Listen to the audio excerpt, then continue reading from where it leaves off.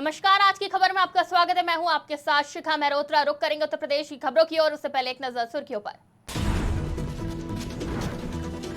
हरदोई के चौकी इंचार्ज पर दुकानदार ने लगाए पिटाई के आरोप। सादे कागज पर जबरन दस्तखत कराने के भी आरोप।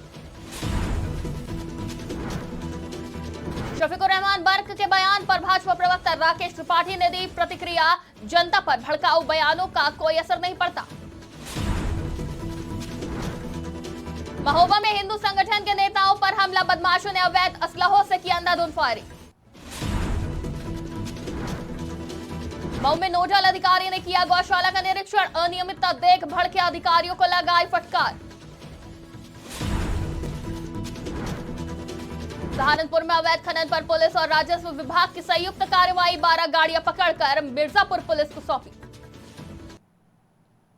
रुक करते खबरों की ओर। हरदोई के लोनार कोतवाली की 52 चौकी इंचार्ज पर एक पूर्व प्रधान के इशारे पर एक दुकानदार को चौकी में बुलाकर पीटने और जबरदस्ती कोरे कागज पर हस्ताक्षर कराए जाने के मामले को लेकर मोदी राठौड़ युवा सेना ने अपर पुलिस अधीक्षक को शिकायती पत्र देकर कार्रवाई किए जाने की मांग की है। एसएसपी ने बताया कि पूरे मामले की जांच सीओ हरपालपुर के द्वारा की जा रही है। जांच रिपोर्ट आने के बाद कार्रवाई की जाएगी। 52 चौकी इंचार्ज धर्मेंद्र गुप्ता ने जो राम प्रताप राठौर जो हमारे समाज से हैं उनको निजामपुर के पूर्व प्रधान नाजिम खान के कहने पर धर्मेंद्र गुप्ता चौकी इंचार्ज ने 52 चौकी इंचार्ज ने बहुत मारा पीटा है। और हम लोग इसलिए आए हैं ताकि जो चौकी इंचार्ज हैं उन पर कार्रवाई हो। 52 चौकी इंचार्ज। खबर लखनऊ से है, जहां शफीकुर रहमान बर्क के बयान पर भाजपा प्रवक्ता राकेश त्रिपाठी ने प्रतिक्रिया दी है। बीजेपी प्रवक्ता ने कहा, सामान्य छेड़खानी के विवाद को सांप्रदायिक रंग देने का भड़काऊ भाईजान प्रयास कर रहे हैं। उन्होंने कहा, अब जनता पर इन बयानबाजियों का कोई असर नहीं पड़ता। सपा चाहती है कि उत्तर प्रदेश में सांप्रदायिक दंगे भड़के। अखिलेश यादव और सपा को इन भड़काऊ बयानों की राजनीतिक कीमत चुकानी पड़ेगी। शफीकुर रहमान बर्क को तथ्यों की जानकारी नहीं है। एक छेड़खानी का मामला जिसको वो सांप्रदायिक रंग देने का प्रयास कर रहे हैं। ये प्रयास करते हैं कि कैसे उत्तर प्रदेश का सांप्रदायिक सद्भाव बिगाड़ा जा सके, कैसे उत्तर प्रदेश को दंगों की आग में झोंका जा सके।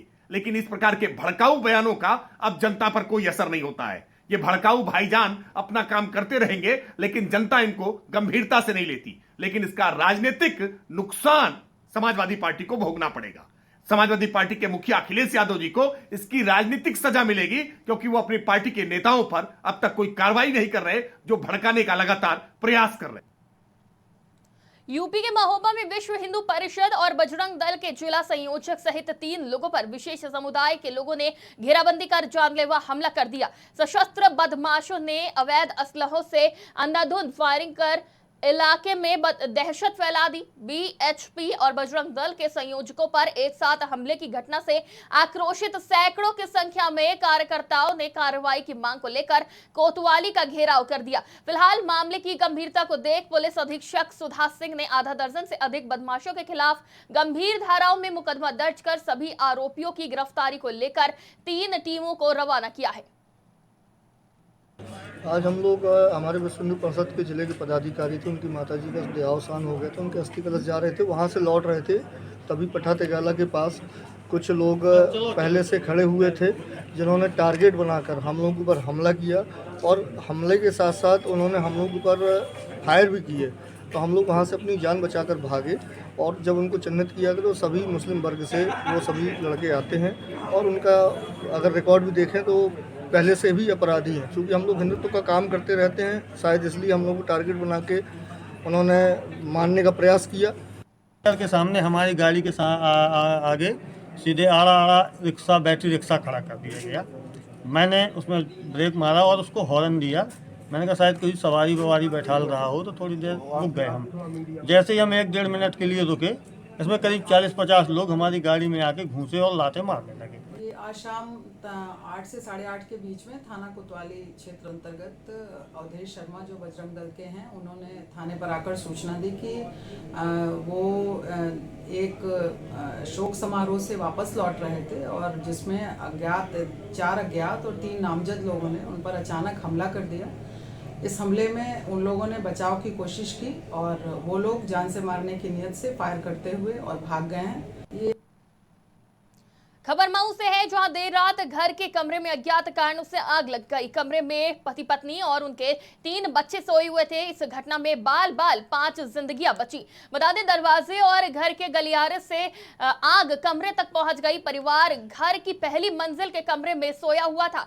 बच्चों और पत्नी को लेकर पति कमरे से निकला और बालकनी पर आकर जब शोर मचाया तो स्थानीय लोगों और पुलिस की मदद से सीढ़ी के सहारे तीनों बच्चों सहित सभी की सुरक्षित नीचे उतारा गया। देखते ही देखते आग ने विकराल रूप धारण कर लिया। कमरे में रखा गृहस्थी का सारा सामान जलकर राख हो गया। मऊ के थाना दक्षिण टोला क्षेत्र के मियापुर मोहल्ले की यह घटना बताई जा रही है। कि आग लगी, इसमें हमारे बहू और बेटा और 3 पोती पोता थे, सोए थे और आग लगी 11-12 बजे रात में। जब हल्ला हुआ, हम नीचे सोते हैं, जब हल्ला हुआ तो जगह आए, दौड़े तो दरवाजे पर वहीं आने जाने वाले रास्ते पर आग लगा था। उसमें हम तोड़े उसको दरवाजे को और आग भरी हुई थी कमरे में।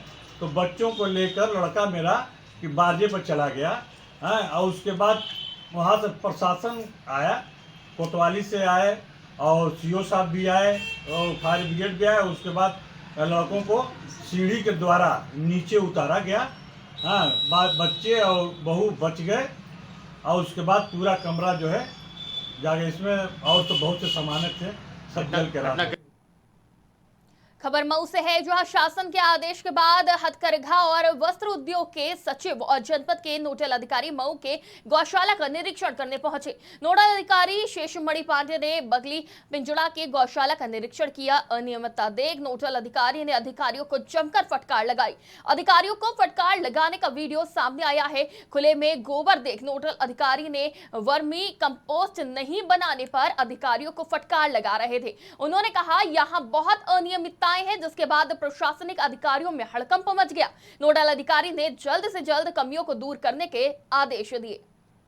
जनपद मऊ में आया हूँ और यहाँ की जितनी गौशाला है उनमें अधिकांश में इसकी समीक्षा मेरे द्वारा की जा चुकी है और आज बृहद गौशाला स्थल का यहाँ मेरे द्वारा भ्रमण किया गया है और ये सुनिश्चित किया जा रहा है कि इस खंड में किसी प्रकार से भी गोवंशों को नुकसान न हो। आगे क्या निर्देश दिए गए हैं इन लोगों को? खबर सहारनपुर के बेहट से है, जहां पुलिस अवैध खनन के खिलाफ एक्शन में दिखी। बीती रात उप जिलाधिकारी और पुलिस क्षेत्राधिकारी ने संयुक्त कार्रवाई करते हुए बिना रॉयल्टी रबन्नों के अवैध खनन सामग्री से भरे 12 गाड़ियां पकड़ी और इस बड़ी कार्रवाई से अवैध खनन कारोबारियों में हड़कंप मच गया। देखिए, रात हमको सूचना मिली थी कि भाई बाजपुर क्रेशर के पीछे जो है कुछ गाड़ियाँ 20-25 गाड़ियाँ खड़ी हैं, लेकिन हमने सूचना पे भेजा तो 12 गाड़ी हमको मिली यहाँ पे और 12 गाड़ी में से कोई भी ड्राइवर नहीं मिल रहा हम लोगों को यहाँ पे। और रात से ही हम लोगों ने यहाँ पुलिस के सुपुर्द कर दी है 12 गाड़ियाँ, सभी विदाउट रॉयल्टी और ओवरलोड है गाड़ियाँ। तो अभी ARTO साहब को भी बता दिया, खनन अधिकारी को भी बता दिया है और ये सभी कहानी पुलिस मिर्ज़ापुर के सुपुर्द की। देखिए, अगर जैसे पता चलेगा जिन स्टोन केसों से भरी गई हैं तो उनके खिलाफ भी कार्रवाई की जाएगी। DM सर ने पहले भी कार्रवाई की है और उसमें वास्तव में उधर की तरफ बड़ा सही है, जहाँ पे कार्रवाई हुई थी उधर की तरफ ऐसा नहीं हो रहा है, ये नया कोई हो रहा है। इधर उनके खिलाफ भी जब पता चलेगा इन लोगों से गाड़ियाँ छोड़ी जाती हैं तो इनसे एफिडेविट लिया जाता है संबंधित मालिक से कि किस क्रेशर से भरी गई है, उसके आधार पर इनके क्रेशर के विरुद्ध भी कार्रवाई की जाए। खबर सहारनपुर से है, जहां पूर्व MLC और भगौड़े खनन माफिया हाजी इकबाल उर्फ बाला की मुश्किलें कम होने का नाम नहीं ले रही हैं। एक सप्ताह के अंदर दूसरी बार सहारनपुर स्थित उसकी कोठी पर कोर्ट के आदेशों के बाद मिर्जापुर पुलिस ने कुर्की की कार्रवाई की है। सोमवार को मिर्जापुर कोतवाली प्रभारी निरीक्षक पीयूष दीक्षित भारी पुलिस बल के साथ पूर्व MLC और भगौड़े खनन माफिया हाजी इकबाल उर्फ बाला के सहारनपुर की बाजोरिया मार्ग पर भगत सिंह कॉलोनी में खनन कोठी पर पहुंचे और एक सप्ताह के अंदर दूसरी बार कुर्की की कार्रवाई की गई। देखिए, थाना मिर्ज़ापुर पे अभियोग पंजीकृत हुआ था, मुकदमा अपराध संख्या 195/22 और इसके अभियोग के विवेचना के क्रम में माननीय न्यायालय का आदेश हुआ धारा 83 CRPC का, जिसके अंतर्गत उस आदेश का आज यहाँ पर थाना मिर्ज़ापुर पुलिस के द्वारा अनुपालन कराया जा रहा है। कुर्की की कार्रवाई हो रही है। देखिए, इसमें पहले भी विकास प्राधिकरण के स्तर पर कोई नक्शे से संबंधित कार्रवाई की गई थी, क्योंकि 3 दिन पहले माननीय न्यायालय का आदेश आया कि उक्त अभियुक्त की जो भी संपत्ति है उसकी कुर्की की कार्रवाई की जाए। तो ये दोनों कार्रवाइयाँ अलग अलग अपने अपने स्फीयर में चल रही हैं, इनका एक दूसरे से कोई संबंध नहीं है। खबर संत कबीर नगर से है, जहां कूड़ा फेंकने को लेकर दो पक्षों में जमकर मारपीट हो गई। मारपीट के दौरान 70 वर्षीय बुजुर्ग की मौत हो गई। सूचना पर पहुंची पुलिस ने शव को पोस्टमार्टम के लिए भेज दिया है। पूरा मामला संत कबीर नगर जिले के महुली थाना क्षेत्र के निबाहोरी गांव का है, जहां एक पक्ष के 70 वर्षीय बुजुर्ग राम भुज की मौके पर ही मौत हो गई। मौत के बाद गाँव में कोहराम मच गया। मामले की सूचना पर पहुंची पुलिस ने शव को कब्जे में लेकर पोस्टमार्टम के लिए भेज दिया है। पीड़ित परिजनों ने हाथापाई के दौरान गंभीर चोट लगने के कारण हुई मौत का आरोप लगाया है। वहीं पूरे मामले पर पुलिस अधीक्षक सत्यजीत गुप्ता ने बताया कि मामले की सूचना पर तत्काल घटनास्थल पर पहुंचकर शव को कब्जे में लिया और आगे की कार्रवाई में जुट गए हैं। दिनांक 17 जनवरी 2023 को थाना क्षेत्र मोहली में गांव निबाहोरी का एक मामला है, जिसमें 112 पर सूचना दी गई। गांव के एक 70 साल के व्यक्ति की हत्या कर दी गई है। तत्काल मौके पर पुलिस बल स्थानीय पहुंच गए। वहां पर जो मृत व्यक्ति था उसकी बॉडी को पंचायतनामा और पोस्टमार्टम हेतु मॉर्चरी भेज दिया गया है। पंचायतनामा की कार्रवाई की जा रही है। मृतक व्यक्ति के शरीर पर कोई जाहिरा चोट नहीं है। अभी इनके परिजनों से कोई तहरीर प्राप्त नहीं है। जैसे ही तहरीर प्राप्त होगी उस पर अग्रिम वैधानिक कार्रवाई अमल में लाई जाएगी। यूपी के सीतापुर में कोरिया के रहने वाले एक नाबालिग युवक ने मुकदमा दर्ज कराया है। ये मुकदमा cyber crime portal tip line के माध्यम से दर्ज कराया गया है, जिसमें कोरिया के नाबालिग का आरोप है कि यूपी के सीतापुर जनपद के बिस्वा थाना क्षेत्र का रहने वाला युवक उसके साथ वीडियो चैट के माध्यम से लैंगिक संबंधी वीडियो चैट के माध्यम से अश्लील हरकतें करके परेशान करता था। नाबालिग की ऑनलाइन की गई शिकायत के बाद बिस्वा कोतवाली पुलिस ने अभियोग दर्ज कर मामले की जांच शुरू कर दी है।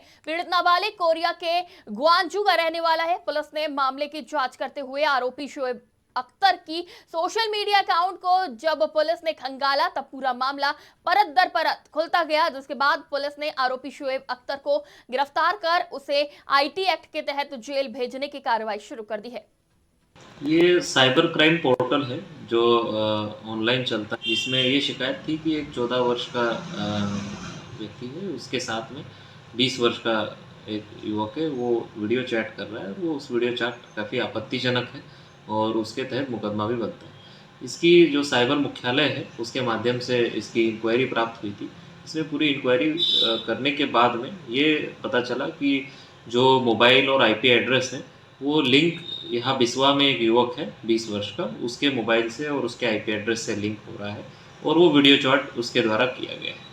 तो इसमें अपराध भी बनता है। तो पुलिस ने इसका संज्ञान लेते हुए जो ऑनलाइन शिकायत मिली थी उस ऑनलाइन शिकायत का तत्काल संज्ञान लेते हुए इसमें साइबर क्राइम मुख्यालय से जो जांच आई थी उसका भी संज्ञान लेते हुए इसमें मुकदमा दर्ज कराया है और जो अभियुक्त है उसको गिरफ्तार भी किया है। मुकदमा 67 BIT एक्ट में दर्ज किया गया है और आवश्यक जो विधिक कार्रवाई है इसमें मोबाइल सीज करने की और उसकी जाँच करने की वो कराई जा रही है। कोर्ट में इसको प्रस्तुत किया जा रहा है। ये साइबर यूपी की खबरों में फिलहाल इतना ही। देश और दुनिया की तमाम खबरों के लिए देखते रहिए आज की खबर।